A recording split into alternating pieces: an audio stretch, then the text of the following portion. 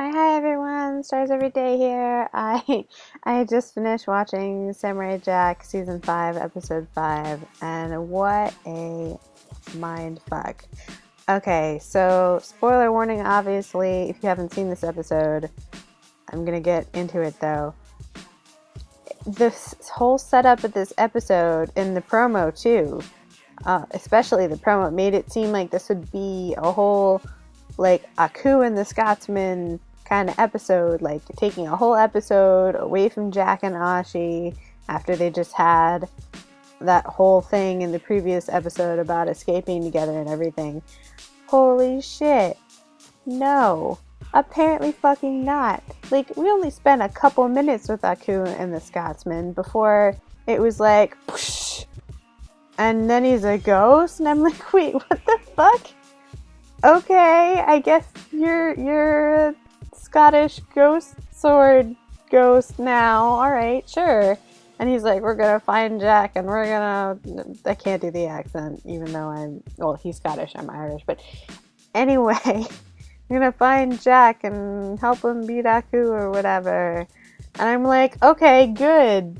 You're not gonna find him this episode, so what are we gonna do with this rest of this episode? Are we seriously about to really go back to Jack and Ashi after how we left them the previous episode? Like, right now. I'm not prepared for this. I'm not fucking prepared for this. I thought I was gonna wait. I thought I was gonna have to wait another week for this. But apparently we're getting it right now, so... Okay. So, literally cutting back to the island, and Ashi sees, like, this hallucination thing of, like, her mother or whatever, but, like, the mask thing. Does she even know what her mom's fucking face looks like? Like, shit, man. And I'm swearing a lot in this. I'm really sorry. I'm very tired. It's 2:41 in the morning. I stayed up late to write. Anyway, and then what the fuck happens next? So yeah, and then like, okay, so the moon turned into her mother's face, the crescent moon turned into her mother's face mask thing, and then that turned into the sun, and it was daytime, and then like and then Jack and her ride this dragon, water dragon, which is, you know, how Eastern dragons usually are. They're usually associated with water. This is gonna sound really stupid, but I did like I had some sort of like art history class I was in for like Common Core credit, and I did a whole presentation on Eastern dragon depictions. Anyway, yeah, Eastern dragons are associated with the sky and water and flying and shit. Well, not all of them. There's different kind. I'm not awake enough for this. Anyway, my point being, they ride this dragon thing, and when he comes up with it, well, first she thinks he's trying to run away or something. It's not really... there's no dialogue. That's one of the great things, again, about, like, Samurai Jack, is, like, the lack of dialogue and, like, the amazing sound design, and I could go on and on about that, but, like, most people who talk about the show do, but he's just like, get on, and she does, and then they ride it, and there's no sound, and it's just the fascination and wonder. And then when they get off the dragon, he thanks the dragon and says, I will remember your kindness, friend, or whatever. And then he's like, goodbye, and just walks off. Like, goodbye, and just walks away. It's like, are we doing that? Is that what we're doing now? Are we gonna do them wandering alone? And it makes you doubt it just enough that when you see Jack start to hallucinate again, you're like, shit, are we really going right back down this path? Like, are they gonna have to, like, need and find each other or something?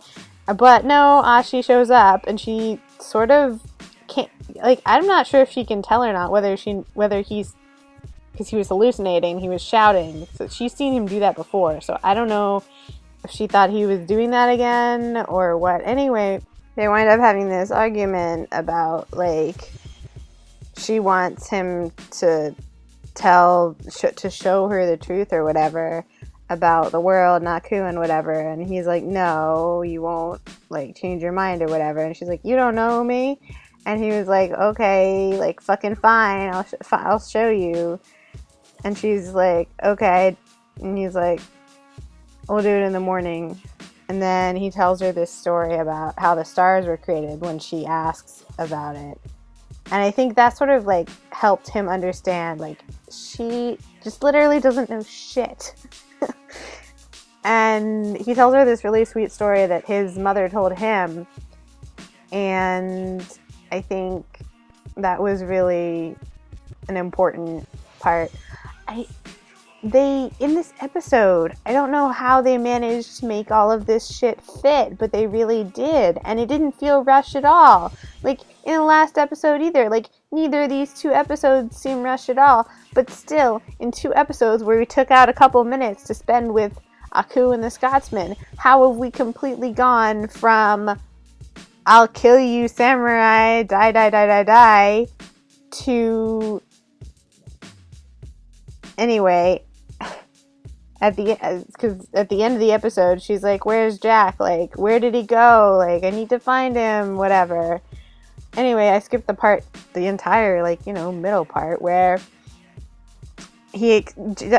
Jack takes her around and shows her, like, all the destruction and all the horrible stuff Aku's caused, and, like, how he left this one tree and it's a beautiful tree, but, like, everything fucking around it is destroyed, and he's like, he just wants everybody to suffer because fuck them and he's evil, and that's just all there is to it.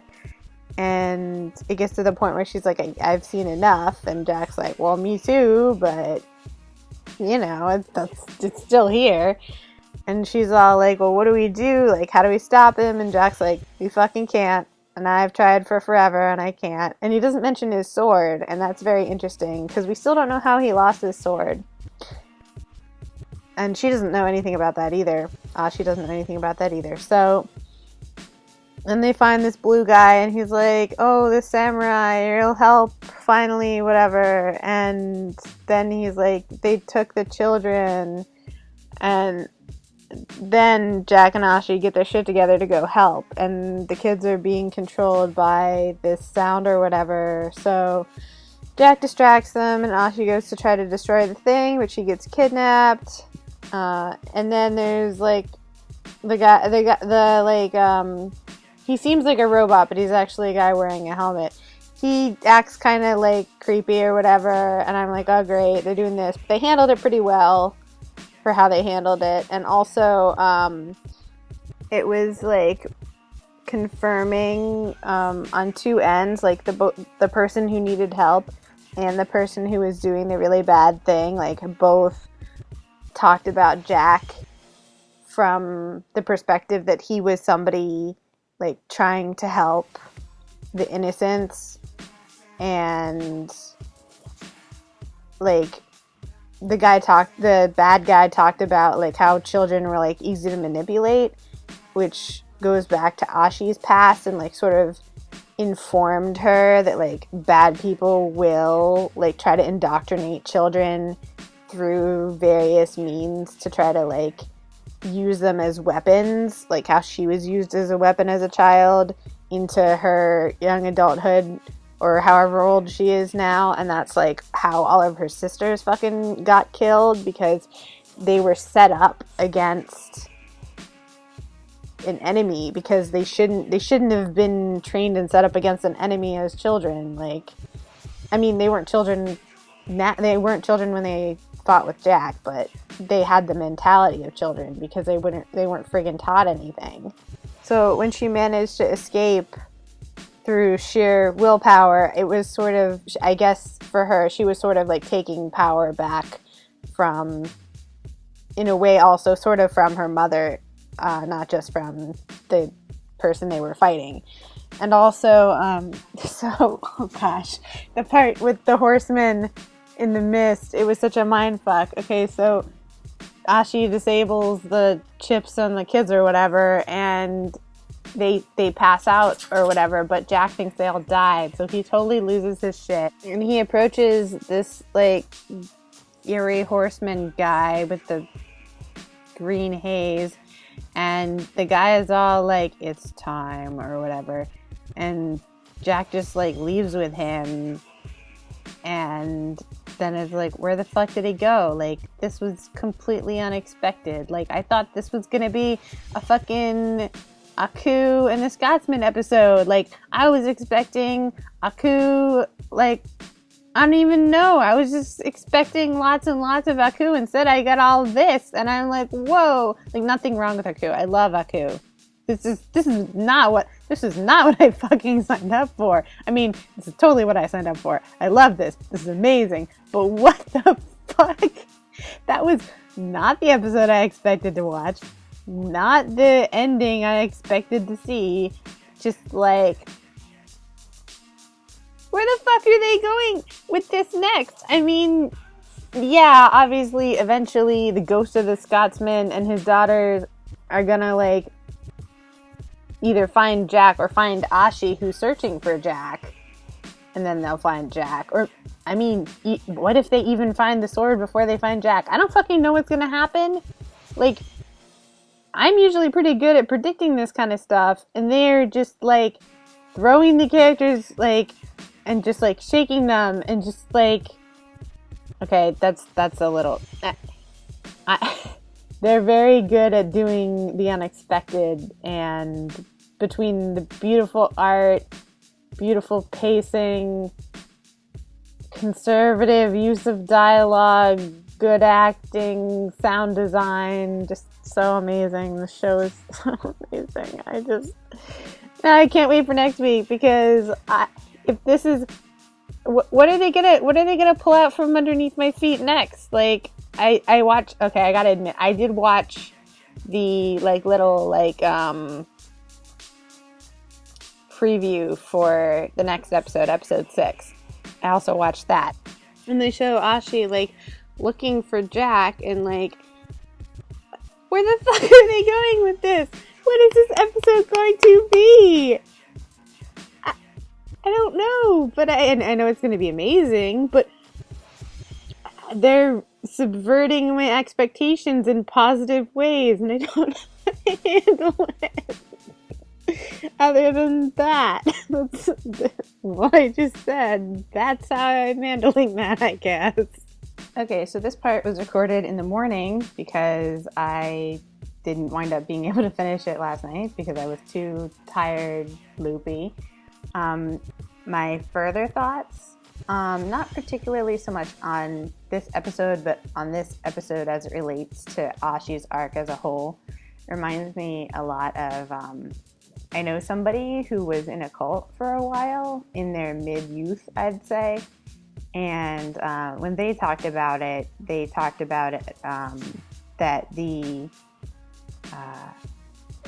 way that the people in leadership restrict the other people from actively seeking out or learning things, like how Ashi's mother, or high priestess, I'm assuming the high priestess is, I'm pretty sure that's right, like, wouldn't let her look outside or, like, play with ladybugs or stuff, restricting them from learning skills of how to interact with their environment is both the strength and the weakness of it, because you keep them from learning any other way of doing things or any other way of living or any other way of being, but at the same time, it's the weakness, because once they do see that, like, there's more out there that they could be experiencing, that they could be learning, like, it also kind of reminded me of, I've watched some stuff about Amish culture, and, like, they don't allow music, and there have been a lot of children who, when they go out, I forget what it's called, where they go out into the world for a while to see if they want to stay a part of the Amish community or not, they wind up, like, learning how to play music and becoming, like, really into it and really passionate about it. There was this one thing I watched on TV about a guy who became like a pianist or something. And that kind of reminded me of that too. So I guess, and also another thing it reminded me of was a little to a lesser extent, like military. Well, to a lesser extent, they're literally like trained soldiers who are going to kill Jack, but the military doesn't really take in children at like a young age. Like the youngest you're going to get is JROTC. And the military is more of a necessary evil than the cult of Aku. So it's just like, I don't even know if Aku even knows about this cult that's like supposedly devoted to him or whatever. It's going to be really interesting when Aku and Ashi meet. Like, is he even going to know jack shit about her? Like, that's really interesting thought. I mean, I'd like to make some kind of prediction, but like, I really just do not know what they're going to do next. This is Stars Every Day, and anyway, goodbye!